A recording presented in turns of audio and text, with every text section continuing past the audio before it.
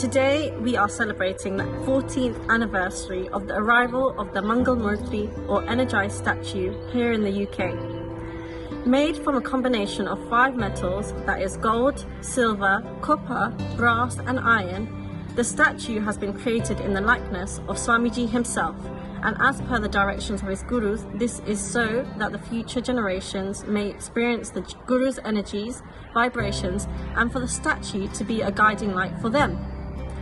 This is the second energized statue that was created, and in fact, it's the first energized statue to be established outside of India. The statue for the UK was created to benefit the Swadhisthana Chakra, so it helps people who meditate in its proximity attain a state of thoughtlessness.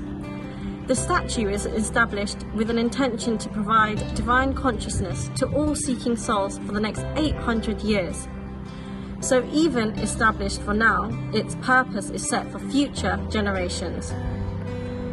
The Sri Guru Shakti Dham and the energized statue is not intended to encourage idol worship or rituals, but instead, it's a permanent abode for Guru's energies. This is so that all seeking souls' spiritual progress can easily connect with the Guru's energy via the statue. 16 energized statues have been created so far and have been placed at various locations around the world. This is so energies don't centralize in one place and instead they spread to all parts of the world. Now we will hear a discourse by Swamiji. Thank you.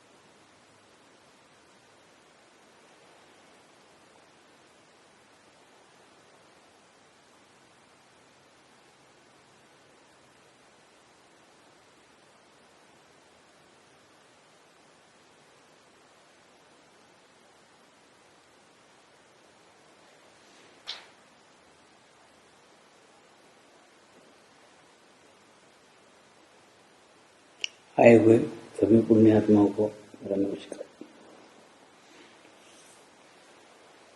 Please welcome to all the good souls who have come here today.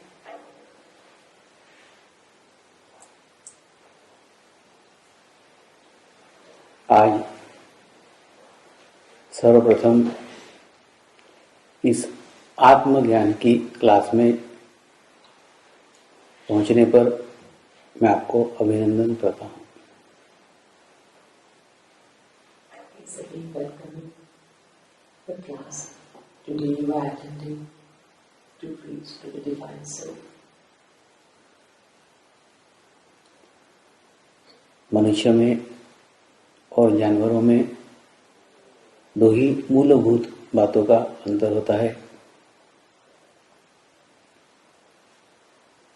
Man and animal has one distinct difference between them. पहली बात, मनुष्य जन्म में हमारे साथ आत्मज्ञान प्राप्त करने की एक शुद्ध तीव्र इच्छा होती है। Human being has the great desire to reach to that Divine Soul. दूसरा, मनुष्य जन्म में हम दूसरों के लिए प्रार्थना कर सकते हैं। Man can pray for others. यही दो बातें हमें ऊंचाइयों के ऊपर ले जाती है। These are the two main things which a human being can develop himself. जिस प्रकार आत्मा के उन्नति की शुद्ध इच्छा आपके जीवन में आगे के पथ खोलते चली जाती है।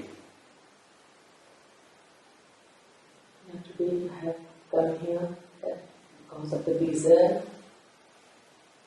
is to reach to this Divine Soul, and that will show you the path. आत्मज्ञान अंतिम ज्ञान है, आत्म जागृति अंतिम है।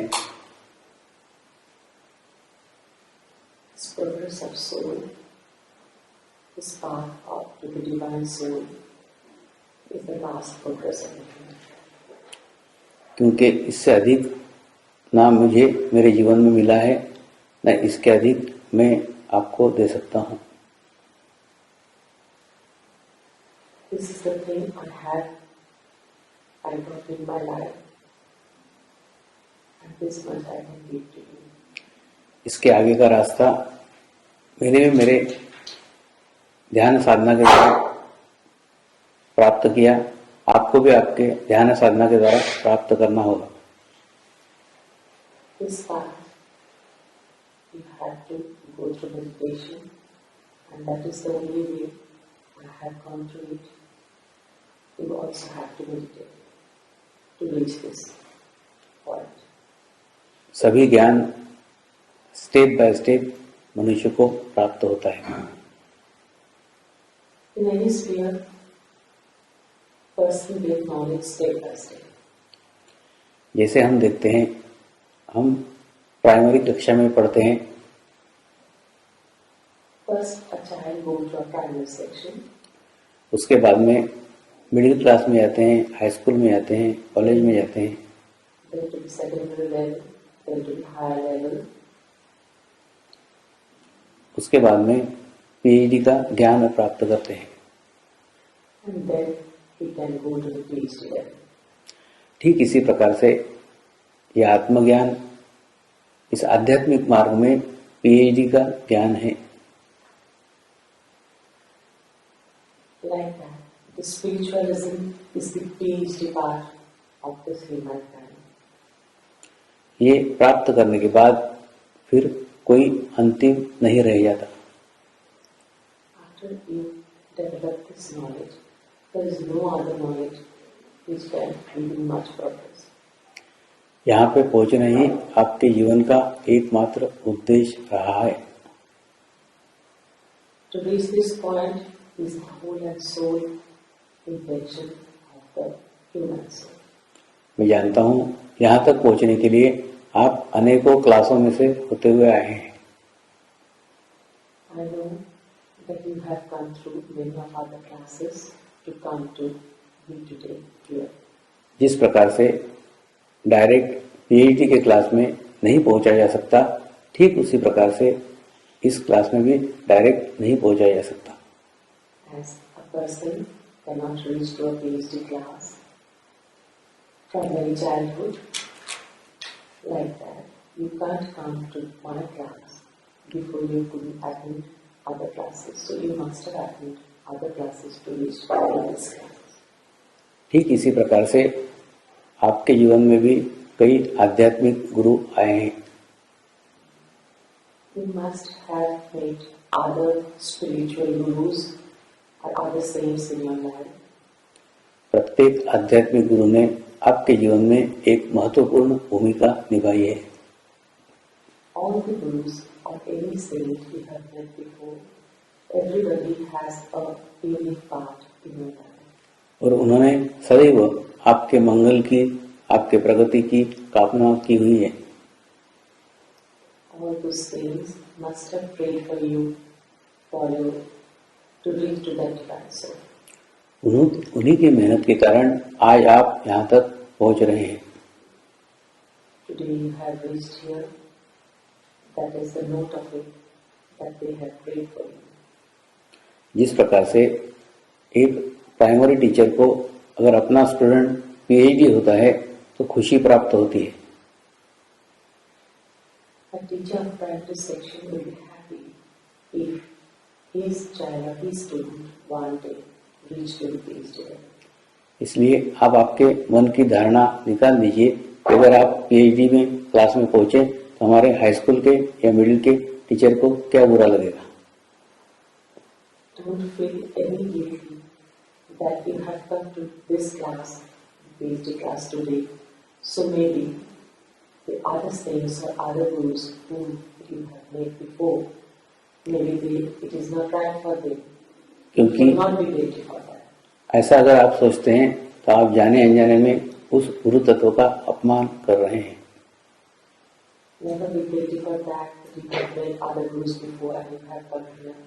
Never feel guilty because that won't be paying any respect to those gurus you have met before. या आपने गुरु तत्व को समझा ही नहीं है। That means you haven't understand the theory of guru. जीवन में गुरु ही एक ऐसा होता है जिसे अपने शिष्य के प्रगति पे सबसे अधिक खुशी होती है। The guru or teacher is the only one who feel very happy if his students progress in their life. गुरु सदैव चाहता है कि शिष्य मेरे से बढ़कर हो। Teacher always want that his student may go far behind him, far before him, ahead him. इसीलिए आपको कई प्राइमरी टीचर बड़े गर्व के साथ बताते हुए सुनेंगे। So many primary teachers are very proud about their children as we know.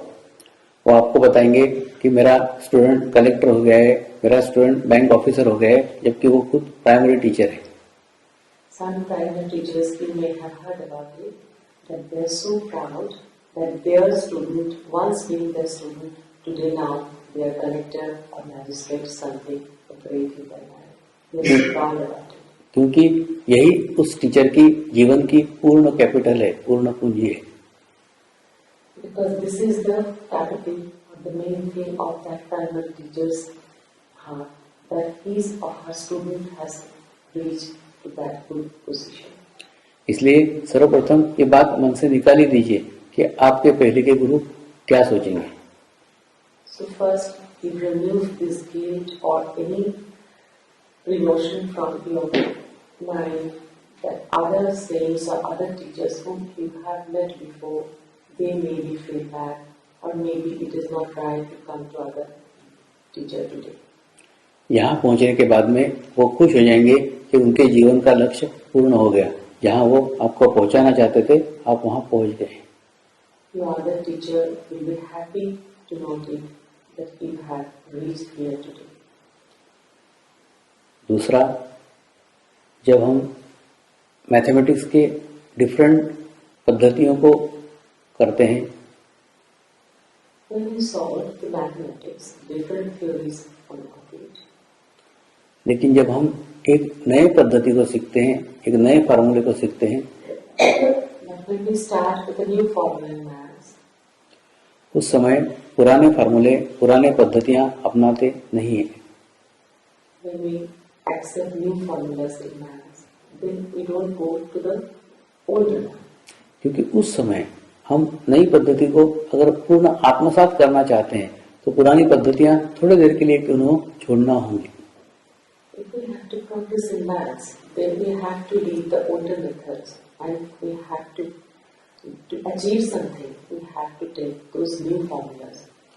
इसलिए मैं चाहता हूं कि जब आप नया फार्मूला सीखें तो उसको पूर्ण एकाग्रता के साथ सीखें। So he wants, when you have come to gain something, so gain it fully with 100%. अन्यथा आप नया फार्मूला नहीं सीख पाएंगे।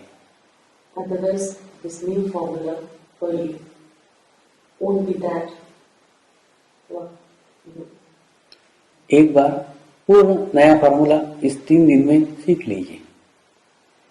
You try to take wholly in these 3 days whatever you can read from this class. और 3 दिन में सीखने के पश्चात 3 दिन के बाद आप आपका निर्णय लीजिए। First, you try to learn full-heartedly in this 3 days class, and then you draw a conclusion what to do. 3 दिन के पश्चात फिर आप गणित छुड़ा कर देखिए। अगर आपको इस फार्मूले से आसान लगता है, इस फार्मूले से छुड़ाइए। आपके पुराने फार्मूले से आसान लगता है, पुराने फार्मूले से छुड़ाइए। After doing this 3 days class, if you feel the other classes which you have attended before, that is better for you, or this class you have attended, this is better for you, you decide for yourself and do that whatever your heart says. आपके गणित का उत्तर निश्चित है, इस फार्मूले से छुड़ाइए या उस फार्मूले से छुड़ाइए, उत्तर एक ही होगा। You follow that class or this class, answer will come the same. आप किसी भी फार्मूले से गणित छुड़ाइए, ये मैं चाहता हूँ।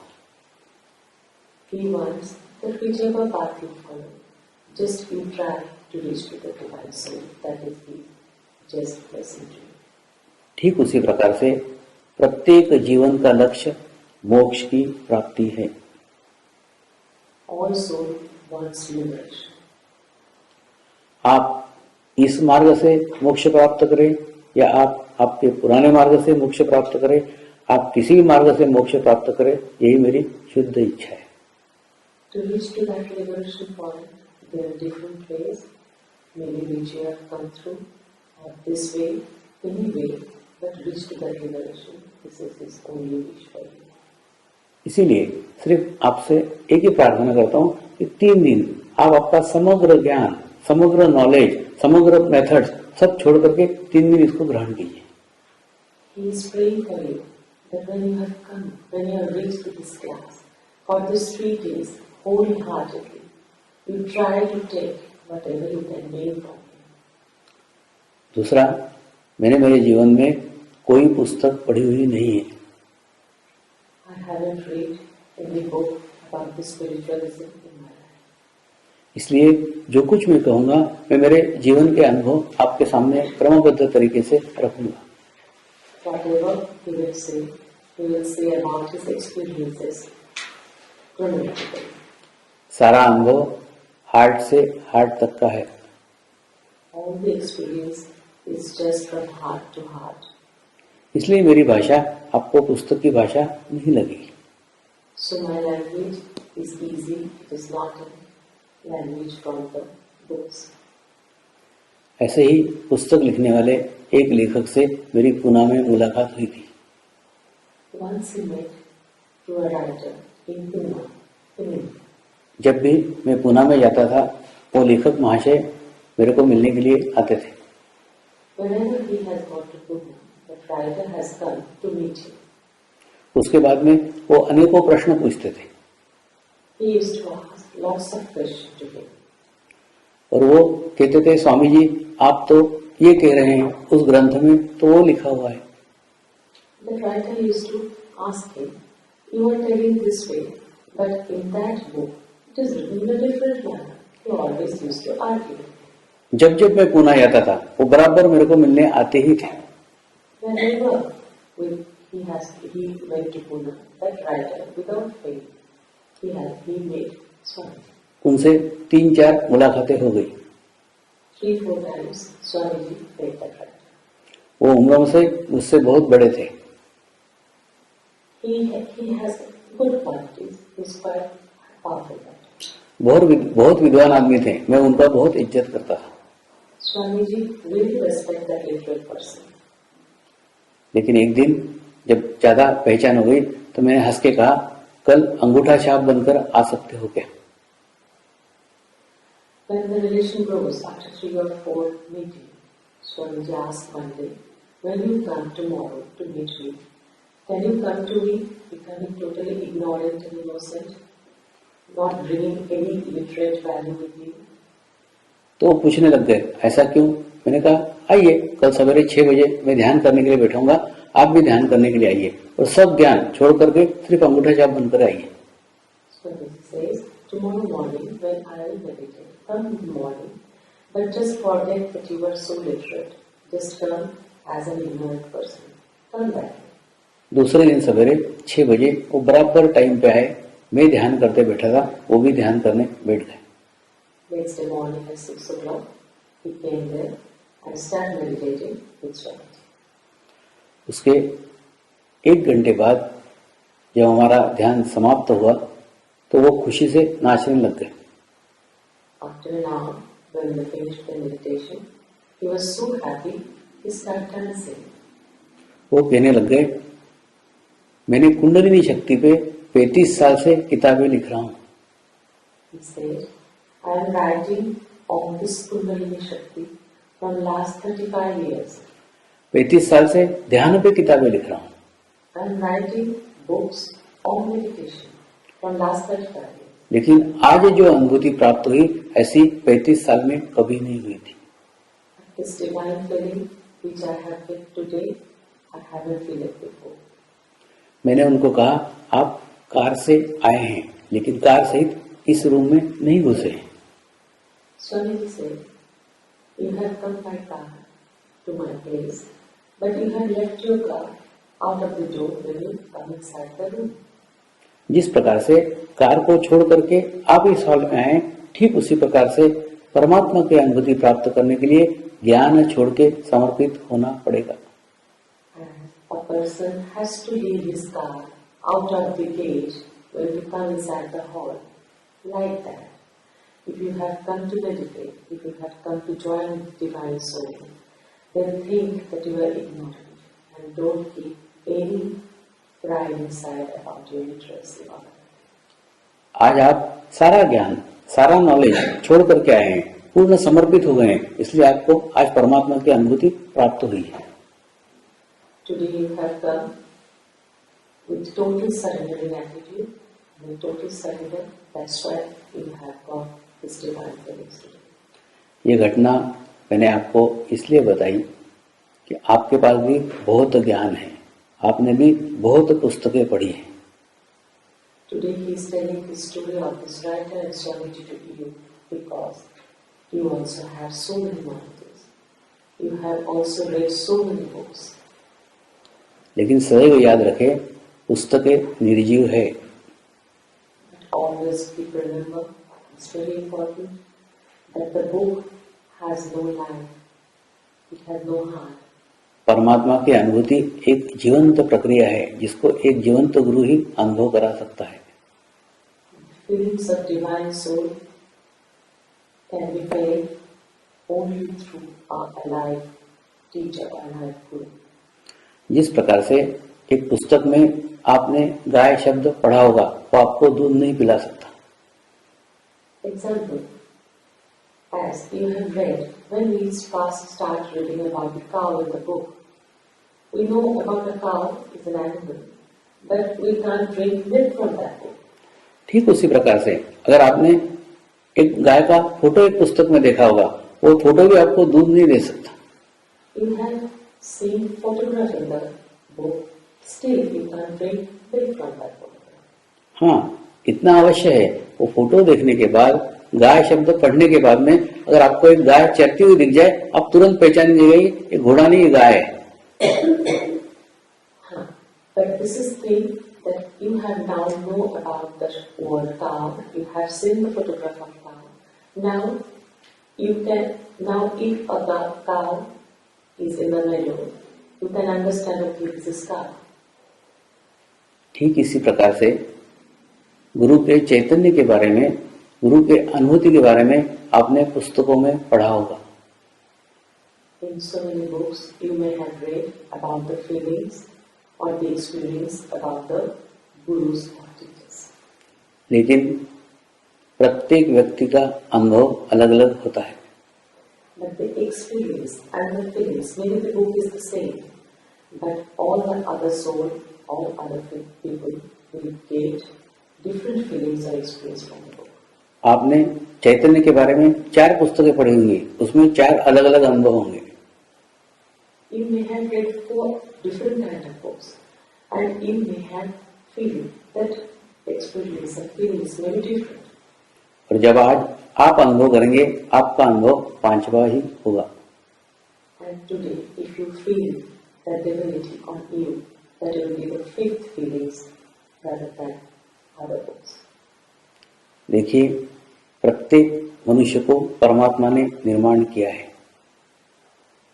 All human beings have been saved from that divine soul. प्रत्येक मनुष्य में परमात्मा ने अपनी शक्ति का अंश प्रस्थापित किया है। Each soul has a part of that divine soul. सिर्फ आवश्यकता है उस अंश को जागृत करने की, उस अंश को जगाने की। The only need of today is just to feel that about that divine soul in our own heart. परमात्मा की एक बहुत बड़ी विशेषता है। Divine soul has a unique thing. परमात्मा जब देता है, सबको समान रूप से देता है। When the divine soul gives something to the soul, part of that, he जैसे can give fully. कान दिए, सबको 2 कान दिए, नाक दिए, सबको 1 नाक दिए। He has given each and every human being 2 ears and 1 nose. There is no partiality. क्योंकि उन्होंने जो कुछ दिया है, समान दिया है, एक जैसा दिया है। Whatever he has given to humankind is all same purity. दूसरा, उन्होंने जो कुछ दिया है, वो निःशुल्क दिया है, फ्री ऑफ चार्ज दिया है। Whatever he has given to us is all without tax. आपसे नाक देते समय आपसे पैसे नहीं लिए थे, कान देते समय आपसे पैसे नहीं लिए थे। When we got our ears or nose, which is so important to us, we didn't pay for it. इसलिए परमात्मा ने सर्वप्रथम आपको निःशुल्क दिया है, दूसरा आपको समान दिया है। So he made 2 things to be understand that he has given everything free of cost, and all we have got the same thing. आप जब आपके माँ के गर्भ में थे, When you were in the womb of your mother, तब परमात्मा ने एक कुंडलिनी नामक शक्ति आपके सहस्त्रार से, आपके तालु भाग से, आपके शरीर में डाली थी। when child is in the womb of the mother, then we get this Kundalini Shakti inside our body. वो आपके मध्य नाड़ी से होते हुए जाकर नीचे त्रिकोणाकार अस्थि में स्थित हो गई, बैठ गई। There are 3 nadis. From the middle nadi, it went to that child. बैठने के बाद में उसको जागृत करने की प्रक्रिया ही ध्यान मार्ग है। It was inside us, but it is just sleeping. To wake him up is this, whatever you have come for this meditation class. It will develop, it will awaken your Kundalini. उसके जागृत करने के 3 अलग अलग मार्ग हैं। To awaken your Kundalini, there are 3 different paths. सबसे पहला मार्ग है नामस्मरण, यानी जाप करना। The first part is to chant names or japa. इस मंत्र के जप के द्वारा भी एक एक चक्र को क्लियर किया जाता है। By doing japa or by chanting mantra, we can clear the chakras, 7 chakras in the body. इसे जैन लोग अधिकतर अपनाते हैं, Mostly the Jain people follow this path. लेकिन एक एक चक्र को क्लियर करने में 7-7 साल लगते हैं। मतलब 49 इयर्स के अंदर आपको ये स्थिति प्राप्त होती है। But to clear one chakra, it takes long time, and to clear the 7 chakras, it will take 49 years through this path. तो ये एक लंबी प्रक्रिया है। So this is a long process. इसके अंदर कभी कभी आपका जीवन ही समाप्त हो जाता है। Sometimes a man will die in this process because this will take a long time. दूसरी ये प्रक्रिया योग मार्ग की है। योगासन करते करते आखिरी में समाधि की ओर पहुंचना है। The second part is the yoga. By doing the asanas and other things, a person can reach to that liberation point. लेकिन इस पद्धति से भी आपको 15-20 साल लग जाते हैं। But this path also will take 15 to 20 years to reach that position. क्योंकि आप शारीरिक स्तर पे तो योगा सीख लेते हैं, लेकिन चित्त आपका भी दूषित रहता है। Maybe we learn yoga physically, like an exercise, but mind, the purity of mind, doesn't come. तीसरा मार्ग है गुरु कृपा। The third path is the Guru. गुरु कृपा यानी गुरु के आशीर्वाद के द्वारा आपको यह अनुभूति प्राप्त होती है। This is the path which means if Guru blesses us, if he is happy with us, then through him we can get this liberation. गुरु अपने ध्यान साधना के द्वारा, अपने मेडिटेशंस के द्वारा उसने जो शक्तियां प्राप्त किए उसमें से एक अंश आपके अंदर स्थापित कर देता है। Whatever Guru has gained through his meditation in his life, we will be blessed that he will give it to us. देखिए, मोक्ष प्राप्ति के लिए और मोक्ष देने के लिए जीवंत व्यक्ति की आवश्यकता होती है, जीवंत शरीर की आवश्यकता होती है। To be liberated, each human being needs a live Guru. ये उस प्रकार की प्रक्रिया है जैसे एक खेत के अंदर आप रोज पानी डाल रहे हैं, रोज खाद डाल रहे हैं। This is, he's giving an example, as if there is a good land, a fertilized land, and you are pouring water in that land every day. लेकिन आप इच्छा कर रहे हैं उसके अंदर एक आम का वृक्ष उग जाए। You have a great wish that a mango tree should come from that land, and you are pouring water to that fertilized land. जब तक आपके इसके अंदर जमीन के अंदर बीज नहीं आता तब तक आम का वृक्ष कभी उग ही नहीं सकता।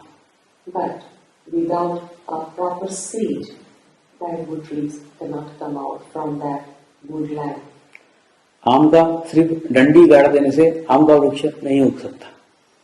If you only put a branches of mango tree inside the soil, mango tree doesn't come. आम के पत्ते गाड़ देने से भी आम का वृक्ष नहीं उग सकता। Mango leaf also cannot bring a mango tree. एक कच्चा आम गाड़ देने से भी आम का वृक्ष नहीं उग सकता। A raw mango, if you put inside the soil, that also cannot give a mango tree. जब तक एक परिपक्व आम का बीज आपके जमीन में नहीं डाला जाता, आम का वृक्ष कभी नहीं उग सकता। The seed which we have to keep inside to bring that mango tree, that should be a prepared seed.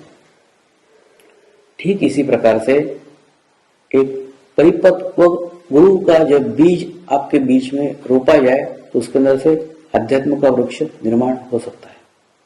So when only a live Guru come to us, or we are blessed by a live Guru, then only that spirituality, we can gain the super spiritual. तो उस गुरु कृपा के द्वारा वो कुंडली शक्ति, वो ईश्वर की शक्ति जागृत हो सकती है। Through Guru's blessing only, that Kundalini Chakra can happen. वो जागृत होने के बाद आपको ईश्वर की अनुभूति हो जाएगी। After Kundalini Chakra awakens, you will feel that divine soul, feel of divine soul. और जागृत होने के बाद वो एक अनुभूति आपको प्राप्त होगी। You will experience you will feel. ये एक अनुभूति का मार्ग है। This is the path of experience, path of feeling in your heart. अनुभूति जिन्होंने प्राप्त की है उन्होंने ही अनुभूति के बारे में लिखा है। Whoever has experienced or feel something, he only can write about their feelings or experience. कुछ धर्मों के ग्रंथों में भी इसका उल्लेख है। In some of the religious book, we can get this type of sharing of experiences. लेकिन बाद में धर्म उन लोगों के हाथ में चला गया जिनको अनुभूति का कोई ज्ञान नहीं था। But afterwards, the people who is talking about this religion, those people don't have the feelings of experience of their own. तो उन्होंने उस धार्मिक ग्रंथों में से अनुभूति का पार्ट ही अलग कर दिया। So from this religious book and to this people, in between this experience was vanished. मतलब आप अनुभूति के बारे में पढ़ो भी मत और पढ़ने के बाद उनको प्रश्न पूछो भी मत, क्योंकि उनको उसके बारे में कोई ज्ञान नहीं था। So mostly nowadays the people talking about religion we get, they don't have experience. So don't go and ask about the feelings and experience to them because they don't have experience. उसके कारण आज धर्म अनुभूति विहीन हो गया है। So nowadays we are seeing the religion has become feelingless. क्योंकि अगर अनुभूति नहीं है तो पहचानेंगे कैसे? If we don't have experience of something, then how can we know or how can we acknowledge about that thing if we don't have experience of that? परमात्मा की बात तो सब लोग करते हैं, लेकिन परमात्मा को पहचानने का कोई मापदंड है आपके पास?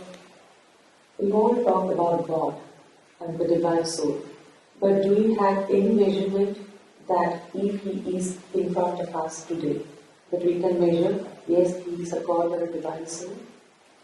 आज का युग साइंस का युग है। Now, today it is the world of science. Science के युग में जो पीढ़ी पढ़ रही है वो थ्योरी के साथ में प्रैक्टिकल भी करती है। The student has to learn the practical part along with the theory part in the science. मतलब उनको अगर आप परमेश्वर की अनुभूति कराएंगे तो ही वो उसको मानेंगे, अन्यथा नहीं। Same, in the same way, if a person has an experience of feelings of the divine soul of that God in their heart, then only he will understand about it. If you don't have that feelings of practical experience, how will you understand about it? आप अनुभूति की बातें करेंगे, आप अनुभूति के बारे में कहेंगे, परमात्मा के बारे में कहेंगे, तो कहेंगे अनुभूति है आपको, आपको अगर नहीं है आपको नहीं मानेंगे। We may talk, we may give lectures, we may listen to them for a long time, but if we don't have experience, it is not possible. इसीलिए आज की युवा पीढ़ी इस आध्यात्म के मार्ग से दूर हो रही है। This is the reason the young generation is not coming to this spiritual life because they goes to the elderly person, they don't have that experience of the spiritualism. उनके मन में कुछ प्रश्न आते हैं जिन प्रश्नों के उत्तर आपके पास नहीं है। They have some questions in their mind to the young generation, but we the elderly people cannot be satisfied with that questions by giving some answers. जब आप उनके प्रश्नों के उत्तर नहीं दे पाते हैं तो वो इस मार्ग से विमुख हो जाते हैं। When we cannot give proper answers to these youngsters, then they got fed up with this life. आज मैं आपके सामने मेरे जीवन के वो प्रश्न रख रहा हूँ आज जो मुझे 40 साल पहले मैंने पूछे थे। Now he is sharing the question which arises 40 years back in his mind. मतलब आप सोच रहे होंगे मैं बहुत बड़ा आध्यात्मिक व्यक्ति हूँ, ऐसा बिल्कुल नहीं है। Maybe you are thinking, I'm a very great spiritual leader. It is not like that. मुझे भगवान पे विश्वास ही नहीं था। 40 years back, I didn't believe in God. I don't have any belief in God, faith in God. उस समय मैं सोचता था लोग पागल जैसा भगवान भगवान बोलते हैं, जबकि भगवान कोई है ही नहीं। He used to feel people are mad saying God, God here and there. But where is He? क्योंकि उस समय मुझे जो अनुभव आए वो भगवान को कहीं सिद्ध नहीं करते थे। Because that time, whatever experience he has gained in his that childhood life, he didn't feel or experienced any godly things. जैसे मेरे घर पे एक महात्मा जी आते थे, In his house, one spiritual leader type of person used to come. मेरी नानी कहती थी वो परमात्मा के माई के उनके मुंह से परमात्मा बोलता है। His grandmother used to say, this spiritual person or this guru is just directed from the God, and whatever he says, it is God's saying. लेकिन एक दिन उनको टीबी हो गया, वो हॉस्पिटल में एडमिट हो गए। But once so happened that spiritual leader or that guru had TB and he was sent to an hospital. फिर मेरे नानी ने मेरे को एक लंच बॉक्स दिया और कहा अपने गुरुजी हॉस्पिटल में भर्ती हो गए, उनको टीबी हो गए, ये लंच बॉक्स वहां पहुंचा करके आओ। The grandmother told him, please go with this lunch box to the hospital to reach to that guru because he is ill. तो मैंने नानी को प्रश्न पूछा, नानी तू जो बोलती है ये परमात्मा के माइक है, तो परमात्मा इनको क्यों नहीं ठीक रखता ताकि उसकी बात आप तक पहुंच सके। The question came to Swamiji's mind. That time, the young man asked the question to the grandmother. If this person is totally directed by God and he is, you see that he is a part of God, then why God is not relieve him from this pain? तो या तो ये परमेश्वर के mic ही नहीं है या परमेश्वर ही नहीं है, दो में से एक बात मान ले। Then he says that maybe he is not, actually he is not a God, or he is not the, through of, he don't have the right channel of the God. लेकिन मेरी नानी दोनों में से एक भी बात मानने को तैयार नहीं थी। But grandmother was not ready to listen to his word. उस समय कुछ लोग नाव से हरिद्वार जा रहे थे। That times, few people were going to Haridwar by boat. और नाव उलट गई, सारे के सारे मर गए। Boat turned around and all the people has drowned. मैंने नानी को पूछा, नानी रोड के ऊपर एक्सीडेंट होता है ये बात तो समझ में आती है, लेकिन जो लोग परमेश्वर को मिलने के लिए जा रहे हैं वो भी अगर डूब के मर जाते हैं तो परमेश्वर कहाँ है। So again question arises in his mind. Those people who are going to Haridwar, a sacred place. If people dies by going to the sacred place, so what is the question if people dies in a road accident, going to his working place? That is a different point. But they are going to a sacred place, then why it's the accident occurs and people die? नानी भगवान कुछ नहीं है, अगर भगवान होता तो उनको नहीं बचाता जो उसका दर्शन करने के लिए आ रहे हैं। So he was arguing with his grandmother. Must be there is no God. If God is there, then the people going to his abode, must be God should have come for their rescue. मेरे नानी के पास इसका भी कोई जवाब नहीं था। Grandmother was unable to satisfy his question. उसके बाद में फिर मैंने देखा एक मुसलमान फकीर झाड़ फूक करके दूसरे की बीमारियां ठीक करता था। Again, one incident came to his experience that one Muslim person used to heal other person by doing something. आने वाले को उसकी जात नहीं पूछता था, आने वाले को उसका धर्म नहीं पूछता था। That Muslim person don't used to ask from which sect you have come or everything. He just goes on to heal the people who are ill. सबकी बीमारियां एक जैसी ठीक करता था। Whoever used to come from whichever religion or whichever sect, that Muslim person used to give them relief. ठीक उसी प्रकार से एक साधु था, वो अपनी भभूति के द्वारा सबकी बीमारियां ठीक करता था। सर दर्द हो रहा है भभूति लो, पेट दर्द हो रहा है भभूति लो। As like that, there was one sadhu, another person. He also used to relieve the people who comes to him to get some relief. वो भी आने वाले को उसकी जात नहीं पूछता था, आने वाले को उसका धर्म नहीं पूछता था। That person also never asked about the religion or sects who used to come to him. तो मेरे बाल मन में प्रश्न आया, क्या दोनों के भगवान अलग अलग हैं? Now again the question arises in his mind. Now the God are different or what? और अगर अलग अलग है तो हिंदुओं ने हिंदुओं को ठीक करना चाहिए, मुसलमानों ने मुसलमानों को ठीक करना चाहिए, एक शक्ति दूसरे धर्म के लोगों को कैसे ठीक कर सकती है? Now again it comes and it clashes with the question of the religion. One of the Muslim people, he used to give relief to the people, ill people. And one is sadhu from the Hindu religion, he is also giving relief to the ill person.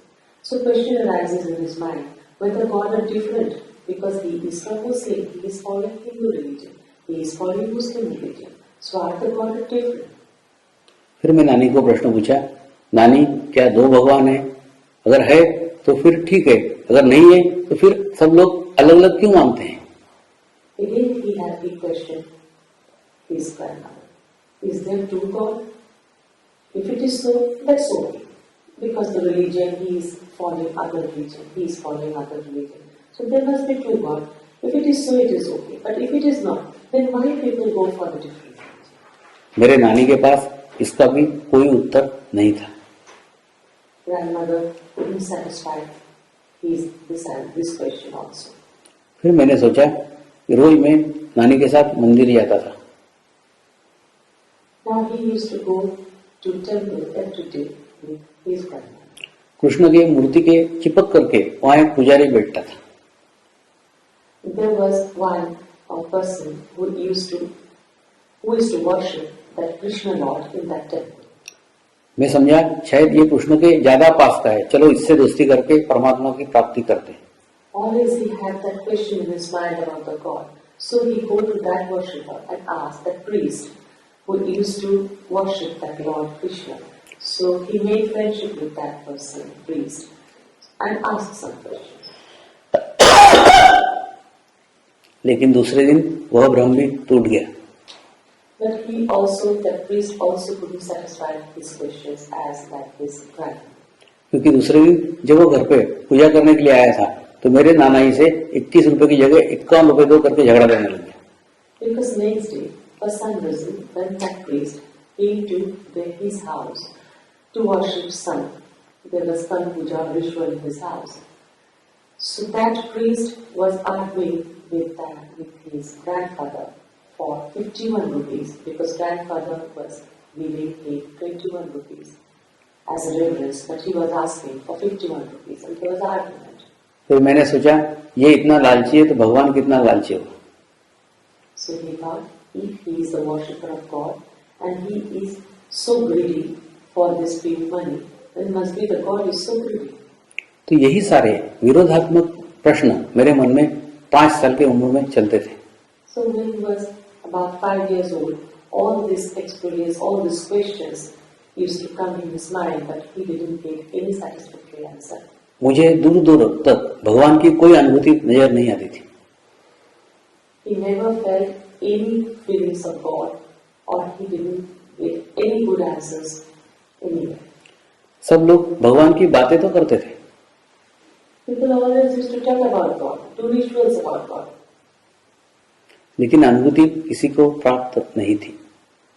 But nobody has the pure feelings or experience of it. तो परमात्मा है या नहीं है, इसको ढूंढने के लिए ही मैं मेरे जीवन में चल पड़ा। Then he started his journey of his life, whether there is God or not. उसके बाद में कई स्थानों पे अच्छा लगा, And then he has been good in so many places. लेकिन वहां पे भी सदैव नहीं रहा जा सकता था। But those are the places where he couldn't stay for long. फिर उस शाश्वत, उस सत्य की खोज शुरू हुई जो सदैव साथ में रहे। So that question always was developing. Where is the truth? Where is the ultimate? उसके बाद में जहाँ वो अनुभूति प्राप्त हुई, जहाँ वो आत्मज्ञान प्राप्त हुआ, Then he reached to that place where he got these feelings or experience of this godliness. वो हिमालय की वो ऊंची चोटियां थी जहाँ धर्म के नाम पे कुछ भी नहीं था। He reached to the peak of Himalaya, snow-laden Himalaya, where there is no talking about this God or religion. There is no talking about or lecturing about this religion. आप जीवन में जो कुछ परमेश्वर के नाम पे कर रहे हैं या करते हैं, ऐसा वहां पे कुछ भी नहीं था। Whatever rituals we do in the name of religion or God, there is nothing in that peak, snow level, Himalaya. लेकिन सबका कनेक्शन, सबका संबंध परमात्मा के साथ था। But with whomever saints he met there, they have the connection, direct connection with that divine soul. जब उनके सानिध्य में मुझे परमात्मा की अनुभूति प्राप्त हुई तो मुझ में वो इच्छा जागृत हुई कि लोग पागल जैसा भगवान को ढूंढ रहे हैं, अनुभूति तो इनके पास है। When we reach to that stage or reach that place, then we felt why people running here and there after religion and after rituals with no feelings. Feelings are here. तो मेरे में वो शुद्ध इच्छा जागृत हुई कि जो मुझे प्राप्त हुआ है वो दूसरे को प्राप्त होना चाहिए। He felt that pureness, that holiness, that divinity, and then the willingness come in his mind that what I got this divine feeling, why not to keep the other people who don't have that feeling? फिर मैंने गुरुओं को पूछा, आप हिमालय में इतने ऊपर बैठे हैं जहाँ समाज का आम आदमी नहीं पहुंच सकता। Then he asked his guru in that Himalayan peak that you are sitting here so high, the people in the society cannot come to you to get this experience. और आपका स्थिति ऐसा है कि आप कभी समाज में जा ही नहीं सकते। And the position or level of those gurus or those saints are so that they cannot come to the society. क्योंकि वो शरीर की एक्टिविटी करने के स्थिति में भी नहीं थे। Those saints don't have any movement of their physical body. So how they could have come to the society? सारी बातें, सारा ज्ञान सिर्फ चैतन्य के भाषा से सीखा जा सकता था, समझा जा सकता था। All the knowledge he got from the saints only through the vibration, because there were no other communication. वो ध्यानस्थ बैठते थे, मैं उनके सामने ध्यान करने को बैठता था, सारी बातें वाइब्रेशंस के भाषा में होती थी। Those saints were meditating, he was meditating in front of them. So whatever questioning and answering, it goes on only through vibration. कोई शब्द की भाषा ही नहीं थी। There was no language. फिर मैंने उन्हें पूछा तो उन्होंने बताया कि विद्यार्थी दो प्रकार के होते हैं। The saint says there are two types of students. एक विद्यार्थी ऐसा होता है जो मैथमेटिक्स में 99% मार्क्स लाता है। One type of students bring 99% marks. लेकिन वो विषय दूसरे को समझा नहीं सकता है। They are very good in maths. They secure 99%, but they may not be a good teacher who can teach others. लेकिन एक लड़का जो 40% मार्क लाता है वो विषय दूसरे को अच्छे से समझा सकता है। But maybe a group of students who has made only secure only 40 or 45% mark, they may be a good teacher to teach others. तो उन्होंने कहा तो वो 40% वाला विद्यार्थी है। So they say that we are all 45 or 40% secure type of students. मतलब तेरी ध्यान की स्थिति बहुत अच्छी है ऐसा नहीं है, लेकिन तेरे अंदर देने की शुद्ध इच्छा जागृत है। To says it is not that you are a brilliant meditator or something, but you have that pure will to go to the society and to give that experience, share the experience with the people. और उसी शुद्ध इच्छा के कारण हमने तेरा चुनाव किया है। And those says you had that pure will or wish in your mind, that's why we have selected you. जा समाज में जा और यह अनुभूति का ज्ञान दूसरे को करा। We have selected you, we are sending you to the society, go there and just distribute and make them feel of this stability. इसलिए मैं सदैव कहते रहता हूँ साधकों से कि आपको ये परोसने वाले दिख रहे हैं, खाना बनाने वाले नहीं दिख रहे हैं। He always says that I am the person who gave the food, just I am giving the plate to you, but the cook is someone else. I am not the cook. जिस प्रकार से आप देखते हैं किसी शादी की party में आपको परोसने वाले दिखते हैं, जिन्होंने खाना बनाया वो कभी नहीं दिखते। In any party, the serving people are different and cook are different. Who cooks, they don't serve. ठीक इसी प्रकार से आपको मैं दिख रहा हूं, लेकिन जिन्होंने मुझे भेजा है वो आपको नहीं दिख रहे हैं। Like that, I am the server. I have come to serve you, but the people who has cooked behind me, who has served me, you can see that they. आप कल्पना भी नहीं कर सकते कि वो आपको एक दृष्टिक्षेप से क्लियर कर सकते हैं। You just can't imagine that just by looking at you, they can clear your chakras. आप कल्पना कीजिए कि आपके इसके बाहर एक नंग धड़ंग आदमी एक विचित्र अवस्था में खड़ा हो जाए, जैसे वो वन मनुष्य हो। Can you imagine a person about those saints he is talking about? They are just naked and they are living for a long time in that Himalaya snowland area. So what a physical body must be they having? आप उस आदमी को तुरंत भगा देंगे। If they come here with a typical type of physical thing, we will just send him away. Who is he? We don't know. So just we will send him away. लेकिन उसकी एक दृष्टि ही आपका कल्याण करने के लिए काफी है। But only a glance of his can give us liberation. जिस प्रकार से 24 कैरेट के सोने के कभी दागिने नहीं बनते हैं। But he is very miracle. The gold of 24 carats, from 24 carats of gold, we can't make ornaments. आप 18 कैरेट और 22 कैरेट के सोने के दागिने बनाते हैं। So we had to mix something with that pure gold to make the ornaments. इसलिए मेरा 24 कैरेट वाला गुरु आपको हजम नहीं होगा। So that pure person, that pure saint who has the 24 carats purity in him, we can't digest him. इसलिए उनकी xerox copy उन्होंने मेरे रूप में आपके पास भेजी है। So they have sent me in front of you so that you can take something from him. यही आप तक पहुंच सकता है, आप इस तक पहुंच सकते हैं। Through him, through Swamiji only, we can reach to those. लेकिन सदैव याद रखिए, मुझे भेजा गया है, मैं ही पूर्ण नहीं हूँ। Please tell you repeatedly, I am not the full one, I have sent it by them. So there are good souls and saints are there.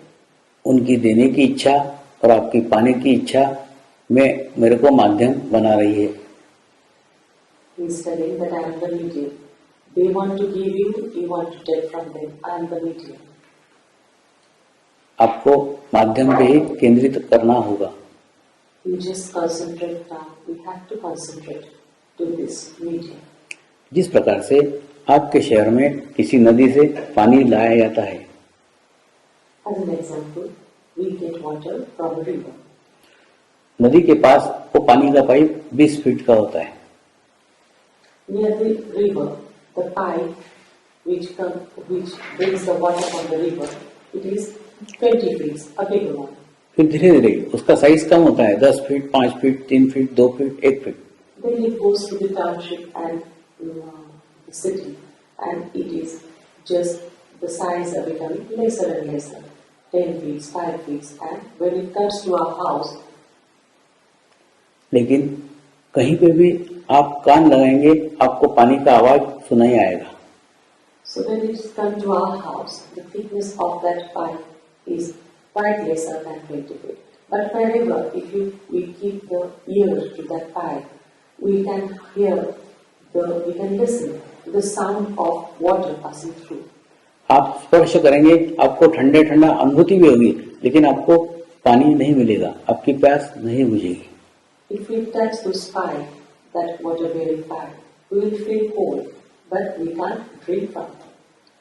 लेकिन जब भी वो 20 फीट का पाइप आपके घर में पहुंचते पहुंचते आधे इंच का हो जाता है, तभी आपको उस टेप के द्वारा पानी प्राप्त होता है। We can only get water when we open our tap in our house. वो 20-20 फीट के पाइप आपके कोई काम के नहीं है। That 20 feet big pipe is not the water, can't be water. Only the small tap can be water, which is in our house. ये छोटा सा नल ही आपकी प्यास बुझाता है। That small tap in our house only can quench your thirst. प्रत्येक का tape निश्चित है, प्रत्येक का नल निश्चित है। Everybody has their own tap in their house. जब आपने जन्म लिया उस जन्म के साथ में ही ये नल निश्चित हो गया था। We need to buy this thing to get liberation. It was fixed that we could get it. आप आपके जीवन में कितने साल के बाद उस नल तक पहुंचे हैं, यही महत्वपूर्ण है। Thing is this, after how many long years we have reached near that tap to get that stability. That is the point. अगर मैं ही आपका नल हूँ, मैं ही आपका माध्यम हूँ, तो आपको मुझसे ही प्यास बुझेगी। If you feel that he is the medium for you to quench your thirst, अगर मैं आपका माध्यम नहीं हूँ, मैं आपका टेप नहीं हूँ, तो उठिए, चलिए, ढूंढिए उस टेप को, उस माध्यम को, जिससे परमात्मा आपको मिलने वाला है। if you feel he is not the tap, or he is not the exactly medium through which you can go to that divine soul, then you can go and search other medium also. क्योंकि जीवन में ये खोज करना ही आपके जीवन का लक्ष्य है। Because every soul has a search for this medium to reach to that divinity. परमात्मा की शक्ति सारे विश्व में फैली हुई है। The energy of that divine soul is everywhere in the universe. प्रत्येक कण कण में बसी हुई है। In each and every nooks and corners, there are this divine energy. लेकिन परमात्मा आपको किस माध्यम से, किस कण के द्वारा मिलना चाहता है, वो महत्वपूर्ण है। But this energy through which medium it wants to come to us, that is the important thing. Energy is there, but it has to come through some medium. प्रत्येक व्यक्ति का माध्यम निश्चित है। परमात्मा उसी माध्यम से, उसी मीडिया से आप तक पहुंचना चाहता है। Divine energy wants to come through a medium, and those are all they are ready. But it is we have to select, or we have to know through which medium we have to get these feelings. जिस प्रकार से सूरज का प्रकाश पड़ोसी के घर में आ रहा है, आपके घर में नहीं। Today, if sunshine is coming to my neighbor's house and it is not coming in my home, फिर आप सूर्य से कंप्लेंट करते हैं कि आप की सूर्य का स्वभाव है देना। जिस दिन आपका स्वभाव लेना हो जाएगा, आपका घर भी प्रकाशित हो जाएगा। must you have kept your window closed so that sun rays are not coming inside your house. So if you open your window, you will also get the sunshine. It's about you when you are opening your window to let the rays in. आप ही आपके घर के दरवाजे और खिड़कियां बंद करके बैठे हुए हैं। I have only closed my windows and doors of my house, so rays are not coming in. और फिर आप सूरज को ही कंप्लेंट कर रहे हैं कि मेरे घर में प्रकाश नहीं है। And we are complaining to the sun that you are not coming, giving rays in my house. इसमें सूरज का कोई दोष ही नहीं है, दोष आपका है, क्योंकि आपने आपके घर के दरवाजे खिड़कियां बंद कर रखी है। This is me who have closed the windows and doors in my house. There is nothing to be done with this man. It is always there. उठिए, जागिए, अपने दरवाजे, अपने खिड़कियां खोलिए। परमात्मा आपके दरवाजे पे खड़ा है।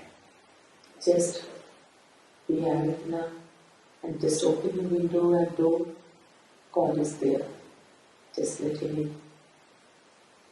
परमात्मा आपको मिलने के लिए ठीक ऐसा ही लालायित है जैसा आप उसको मिलने के लिए हैं। God also wants to meet you as we wants to meet you. जैसे ही आप खिड़कियां खोलेंगे, जैसे ही आप दरवाजा खोलेंगे, आप देखेंगे दोनों की इच्छा पूर्ण हो जाएगी। As we open our windows and doors, our wish to get it and His wish to give will be completed.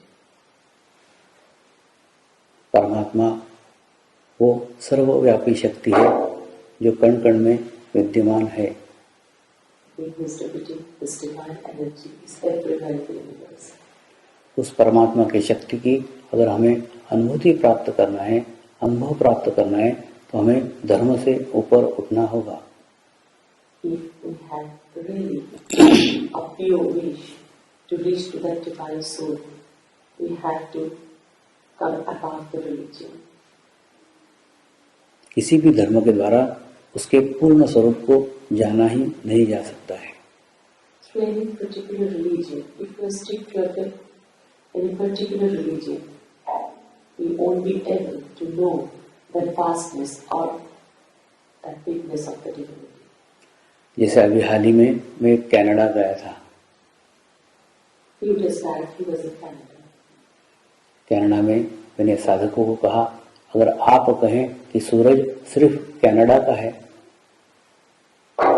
He told the sadhus, if you feel that this sun is shining only over Canada, इसका अर्थ यह है कि आप सूरज के पूर्ण स्वरूप को जानते ही नहीं हैं।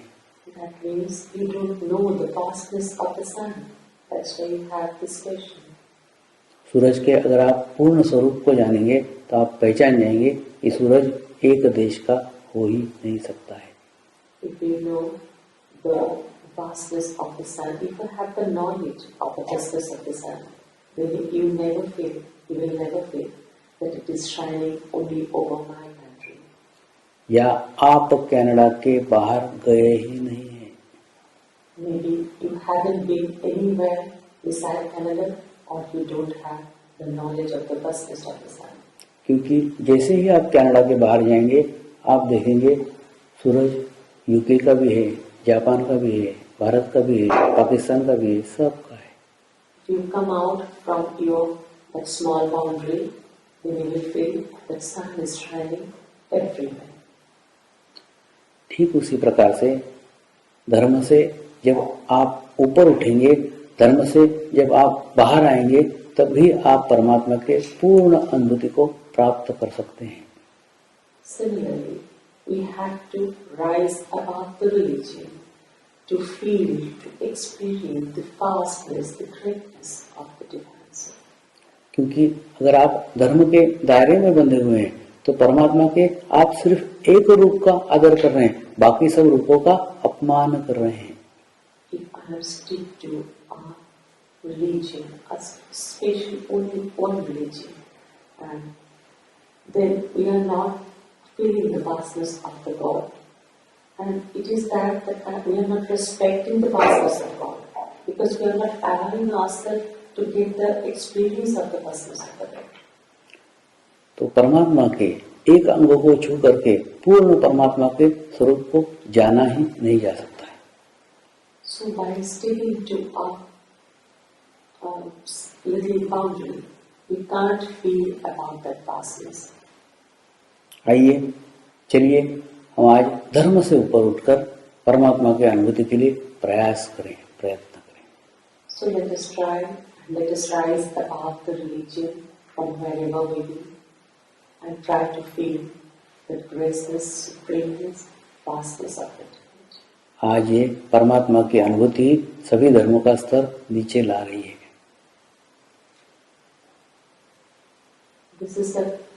This religion boundary, we have to rise above this boundary in this religion. जिस प्रकार से थ्योरी के साथ प्रैक्टिकल की आवश्यकता है, ठीक उसी प्रकार से धर्म के ज्ञान के साथ अनुभूति की आवश्यकता है। As he said before, a science student has to do his practical with the theory part. Like that, We have to experience this godliness with the theory part of the religion which we have. जब आपको अनुभूति का ज्ञान हो जाएगा, जब आपको परमात्मा के शक्ति का ज्ञान हो जाएगा, फिर धर्म के नाम पे आपको कोई मिसगाइड नहीं कर सकता है. We can't be misguided by anyone if we once experience the vastness, the feelings of that holiness. जब आपको परमात्मा के अनुभूति का ज्ञान न हो तो हो सकता है आपको धर्म के नाम पे कोई विवाद खड़ा कर दे. People may misguide us on the name of religion when we don't have the actual feelings of it.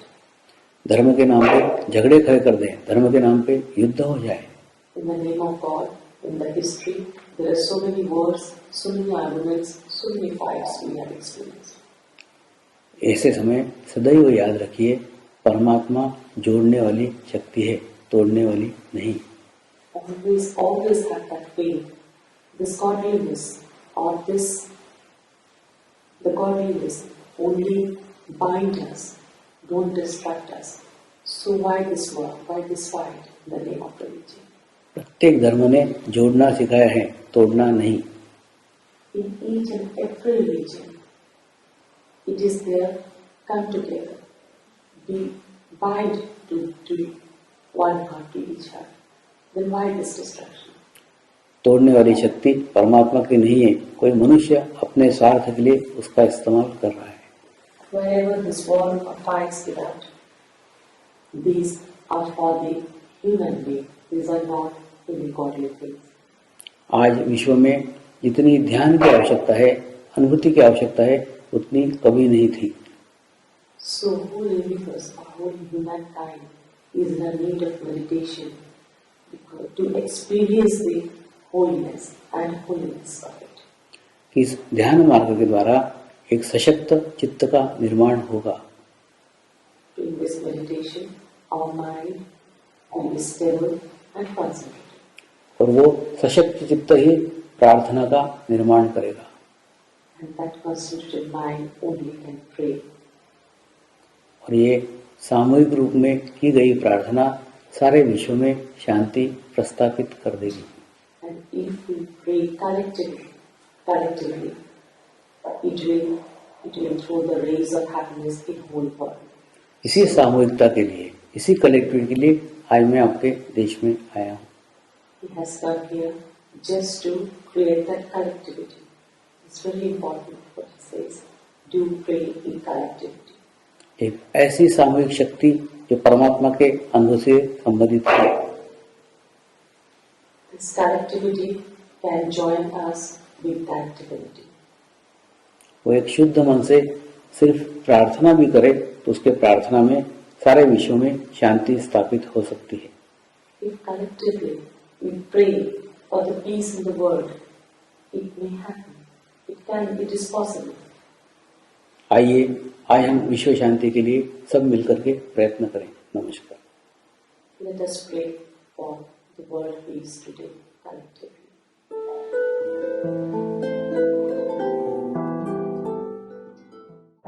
Welcome back. So, the place where the energized statue is housed is a sacred place, our UK ashram, where divine energies can be experienced. The ashram is set in a peaceful location, surrounded by nature, beautiful gardens, and a pond where one can see the beautiful sunrise and sunsets. Anyone can experience the state of thoughtlessness and inner peace. We invite all listeners to visit the ashram and experience the vibrant, peaceful, and beautiful energies that are always present there. We are delighted to invite you to the upcoming Guru Purnima celebrations in London on 16th of July. Thank you and see you there.